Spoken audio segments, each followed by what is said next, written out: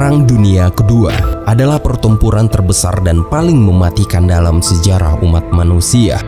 19 tahun setelah berakhirnya Perang Dunia Pertama, dunia kembali dihantui oleh bayang-bayang ketegangan dan konflik yang semakin memburuk. Pada tahun 1939, keheningan kembali pecah menjadi kekerasan tanpa ampun. Seperti kilat di malam gelap, perang kembali melanda dunia, mengguncangkan hati dan merobek kedamaian yang rapuh. Pada tanggal 1 September 1939, ketika matahari terbit di pagi yang tenang, dunia tak menyangka bahwa saat itu akan menjadi permulaan dari kehancuran yang belum pernah terbayangkan sebelumnya. Pasukan Jerman melintasi perbatasan Polandia dengan kekuatan penuh. Serangan itu terjadi secara brutal dan tanpa ampun, menghujani langit dengan ledakan dan mengepung kota-kota Polandia. Dalam hitungan hari, negara kecil yang damai ini jatuh ke dalam kehancuran. Serbuan pasukan Jerman yang tak terkendali memporak-porandakan pertahanan Polandia yang lemah. Kota-kota menjadi puing-puing dan rakyat Polandia berlarian dalam ketakutan. Pada saat yang sama, dunia menahan nafas ketika mereka menyaksikan kemarahan Jerman yang terus meluas.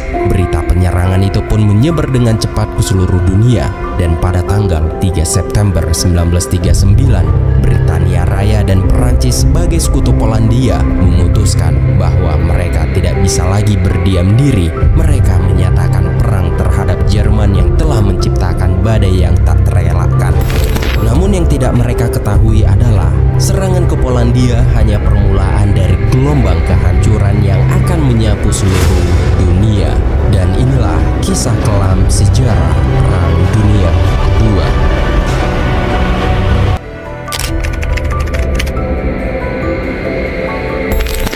Tahun 1939, Jerman dipimpin oleh diktator Nazi yaitu Adolf Hitler. Dia meyakini rakyatnya merupakan ras unggul yang ditakdirkan untuk menaklukkan Eropa. Pasukannya telah berjalan memasuki Austria dan Cekoslowakia. Namun Perang Dunia Kedua dimulai saat Hitler menugaskan angkatan udara Jerman yang dikenal sebagai Luftwaffe untuk menginvasi Polandia. Serbuan pasukan Jerman yang tak terkendali memporak-porandakan pertahanan Polandia yang lemah. Kota-kota menjadi puing-puing dan rakyat Polandia berlarian dalam ketakutan yang sangat mendalam. Setelah 3 minggu dalam penyerangan, ibu kota Polandia jatuh ke tangan Jerman. Großen Linie und in diesem Augenblick marschieren gerade. Polen hat den Kampf gewählt und es hat den Kampf nun erhalten.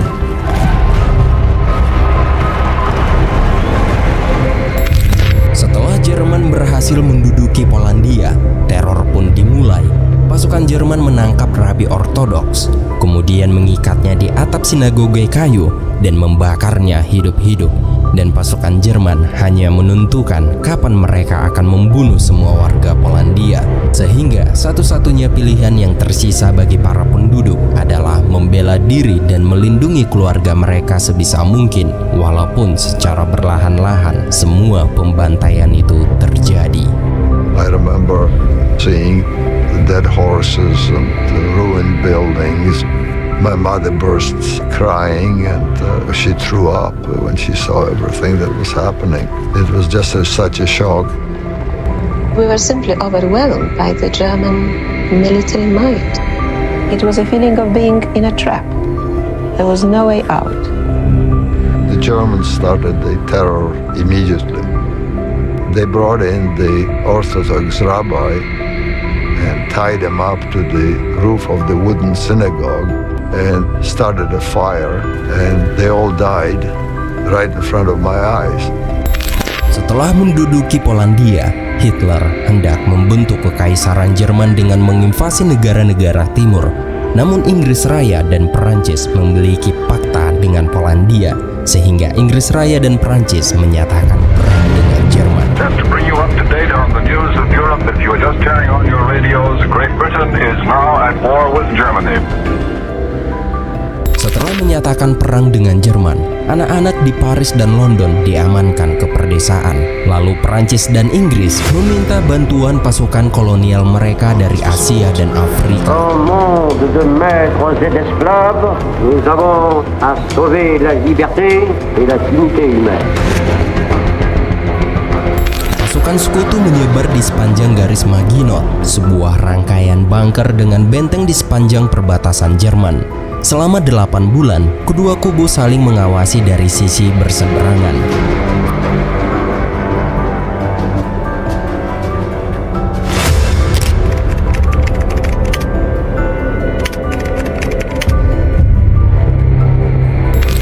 Musim semi 1940, pasukan Jerman melancarkan serangan dadakan.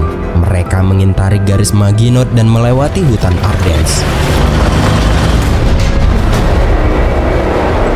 Was die den Polen versprochen hat, wird sie in England und Frankreich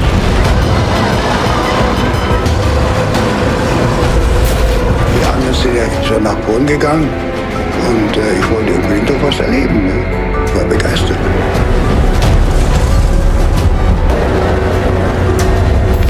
Setelah menaklukkan Maginot dan Netherlands, kemudian pasukan tank lapis baja dengan roda ban karet atau disebut dengan Panzer menyerbu Belgia, Belanda, dan Perancis.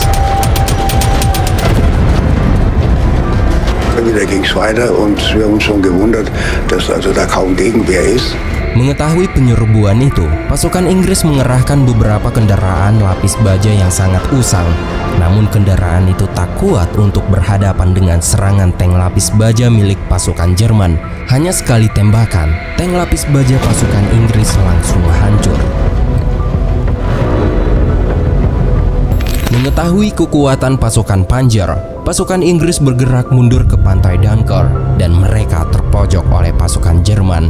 Mereka terjebak tanpa pertahanan. Tak lama kemudian, tiba-tiba pesawat-pesawat bermunculan dari langit. Pesawat-pesawat itu berdesing, menungkik, dan mulai menembaki pasukan Inggris. Pasukan yang sudah terpojok dan tak bisa berbuat apa-apa, mereka hanya bisa pasrah menerima teror yang mengerikan itu. Dalam keadaan terpojok, pasukan Inggris melakukan langkah evakuasi terakhir, yaitu menaiki kapal sekutu.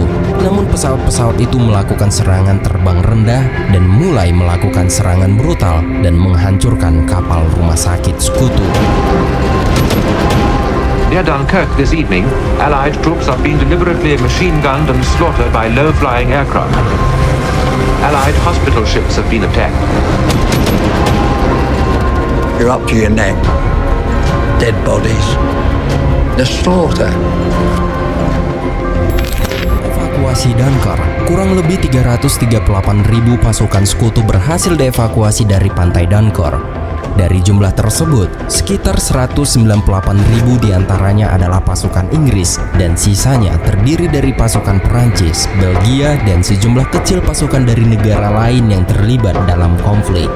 Dalam pertempuran Dunkirk atau evakuasi Dunkirk, pasukan yang gugur tidak sebesar jumlah pasukan yang berhasil dievakuasi. Namun sekitar 68.000 hingga 100.000 tentara sekutu, termasuk pasukan Inggris, Perancis, Belgia, dan beberapa lainnya diperkirakan tewas atau ditangkap selama pertempuran.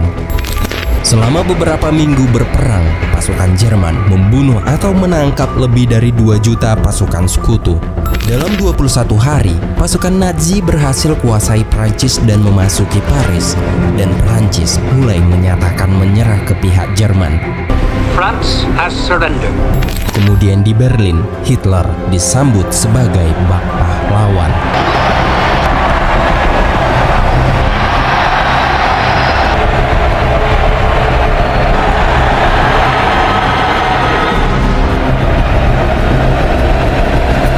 Pasukan Nazi kini menguasai sebagian besar Eropa. Hanya Inggris Raya yang jadi penghambat. Winston Churchill, Perdana Menteri Inggris pada tahun 1940, tak mau tunduk dengan peringatan Hitler. Kini Hitler mempersiapkan serangan mematikan terakhirnya. Ia berencana melakukan invasi berskala besar ke Inggris Raya. Namun terlebih dahulu, ia harus melumpuhkan Angkatan Udara Inggris Raya. Britain, alone, will continue the struggle.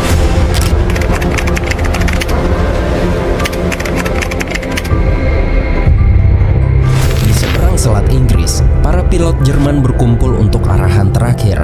Sementara itu, setelah beberapa prajurit Angkatan Udara Kerajaan Inggris menjalankan tugasnya, Winston Churchill mengatakan bahwa mereka harus melawan dengan keyakinan dan jangan pernah menyerah. Mereka harus mempertahankan tanah air meskipun nyawa taruhannya. We are in one of the greatest battles in history. You ask, what is our policy? It is to wage war by sea, land, and air, with all the strength that God can give us. Victory at all costs. Without victory, there is no survival. We shall fight on the seas and oceans. We shall fight with growing confidence and growing strength in the air. We shall defend our island, whatever the cost may be. We shall fight on the beaches. We shall fight in the fields and in the streets. We shall never surrender. Setelah semua pasukan Angkatan Udara Inggris di atas tumpukan awan tebal, barulah mereka melihat musuh dan baku tembak pun terjadi.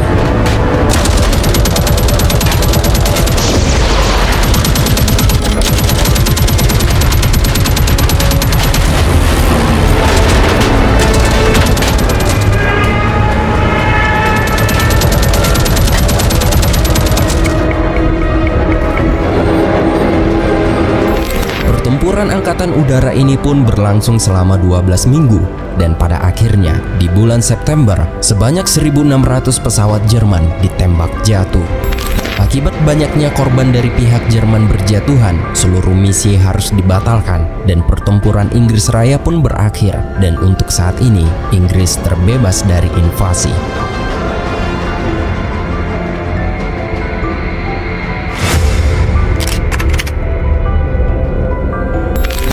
Hitler bukan satu-satunya diktator yang membayangi Eropa. Italia punya orang berkuasa sendiri, yaitu Benito Mussolini, merencanakan kesepakatan dengan Hitler dan menyiapkan militernya sendiri. Andiamo in campo contro le democrazie dell'Occidente. Corri alle armi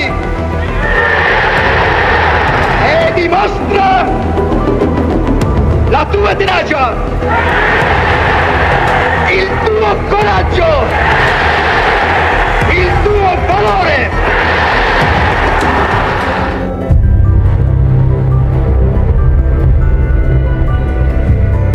Inggris yang masih disibukkan melawan Jerman, Benito memanfaatkan untuk menginvasi Mesir, jajahan Inggris. Sementara itu di Eropa, ribuan tentara sekutu kini menjadi tawanan perang. Salah satunya adalah Pham Pham Kiem, tentara Vietnam yang bertugas di Angkatan Darat Inggris. Kemudian tentara Nazi mulai memisahkan tentara kolonial dari tahanan perang lainnya. Setelah mencukur rambut semua tawanan, mereka diberi nomor identifikasi. Namun alasan dibalik pemberian nomor tersebut tidak dipahami oleh para tahanan. Ternyata Nazi melakukan sesuatu yang mereka sebut riset medis untuk memajukan keyakinan rasis mereka, dan ini baru permulaan. Kemudian kita menuju ke area ibu kota Polandia, yaitu Warsawa. Di Polandia yang dijajah, mereka mengasingkan populasi Yahudi ke wilayah perkotaan yang dikenal sebagai Kampung Yahudi. Seorang pemuda bernama Julian Kulski yang masih berumur 13 tahun. Dari pengakuannya, ia sangat bertekad untuk melawan pasukan Jerman sehingga ia memutuskan ikut masuk ke pasukan perlawanan Polandia. Awalnya ia hanya menjadi seorang budak yang membawa pesan melalui jalur bawah tanah rahasia. Kemudian komandannya mengajarinya menggunakan senjata dan cara membunuh orang dengan pisau atau tangan kosong. Setelah mendapat ilmu dalam melakukan serangan, unit Julian mempersiapkan perlawanan terhadap penjajah. Namun operasi mereka ini diketahui oleh Nazi dan komandan mereka dari pasukan perlawanan Polandia tertangkap dan langsung dibunuh. Melihat komandan mereka dibunuh, Julian dan beberapa anak lainnya semakin marah dan mulai mencari pasukan Jerman. Di pusat kota mereka bertemu salah satu tentara Jerman dan langsung menghabisinya. Dan hal ini merupakan pertama kalinya Julian Kulski membunuh manusia. Keesokan harinya, atas kematian pasukan Jerman itu diketahui. Hal ini pun membuat para prajurit Nazi mulai melakukan pembantaian. Tahap awal, mereka membunuh 20 wanita dan anak-anak sebagai ganti atas kematian satu pasukannya. feel responsible for the death of these poor people. Di kampung Yahudi, orang-orang Yahudi mulai dikumpulkan dan ditarik paksa untuk dibawa ke kem-kem yang sudah dibangun oleh Jerman. Dan Nazi juga punya rencana terhadap orang-orang Polandia yang tersisa. Setelah beberapa hari kemudian, pasukan tentara SS datang. Pasukan SS merupakan pasukan elit Nazi yang anggotanya diambil dari barisan pengawal Hitler yang paling ditakuti di seluruh Eropa, yaitu Schutzstaffel atau biasanya disingkat dengan sebutan pasukan SS. Dari pengakuan warga sipil Polandia bernama Aloji Twardowski, ia mengatakan para anak-anak dibawa ke suatu tempat dikarenakan makanan di Polandia sangat terbatas. Maka dari itu pasukan SS memasukkan anak-anak ke dalam gerbong kereta api yang tertulis anak-anak Polandia akan dipelihara di Kaisaran. Dan ini merupakan pengakuan dari Aloji Twardowski. Eines Nachts kam ein Trupp SS-Leute. Man erzählte den Müttern, da es sehr schlecht mit den Lebensmitteln für Polen bestellt war, Sie wissen, dass man die Kinder aufpäppeln wollte und ins Reich bringen würde, in so ein Kinderlager. Weiß ich noch, auf einmal befand ich mich, die Kinder wurden dann ihnen aus den Armen gerissen, in die Züge. Weil auf den Waggons stand, polnische Kinder zur Ernährung ins Reich. Aloji Twardowski adalah salah satu dari 20.000 anak Polandia yang diculik pasukan SS saat itu. Dan ketika semua anak-anak sudah memasuki remaja, Hitler menjadikan mereka semua sebagai prajurit Jerman yang akan berperang. Deutsche Jugend, wir wollen ein Volk sein. Und ihr, meine Jugend, soll dieses Volk nun werden. Denn ihr seid Fleisch. Von unserem Fleisch und Blut, von unserem Blut. Und in euren jungen Gehirn brennt dasselbe Geist, der uns beherrscht. Vor uns liegt Deutschland, in uns marschiert Deutschland und hinter uns kommt Deutschland.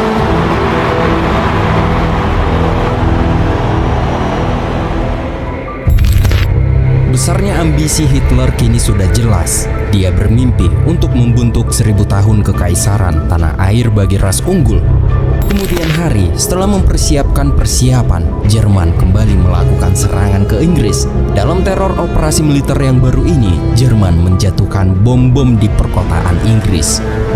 German aircraft carried out a number of attacks on Great Britain last night. The raid was scattered over many parts of the country. Sementara itu, fasis Italia menginvasi Greece atau Yunani tetangganya. Troops are moving forward on all fronts after breaking through the weak Greek resistance. Sementara di luar Eropa, perang meluas. Jepang sedang dalam misi membentuk suatu tatanan baru di Asia. Mereka sudah memerangi Tiongkok.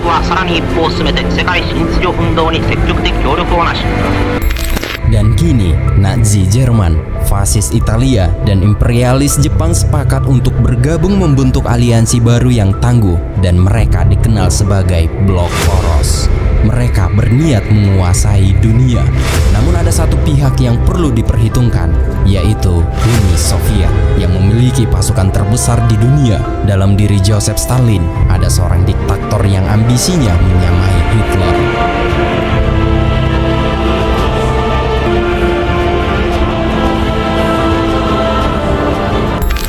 Di tahun 1940 menjadi saksi perang berkobar di Eropa, dan pada tahun 1941 kobaran itu akan menyebar untuk melanda setiap sudut dunia. Dan di tahun ini Jepang mulai melakukan serangan ke Pearl Harbor melalui udara, dan film dokumenter ini pun bersambung. From the NBC newsroom in New York. President Roosevelt said that the Japanese have attacked the Pearl Harbor from the air. I'll repeat that. President Roosevelt says that the Japanese have attacked Pearl Harbor in Hawaii from the air.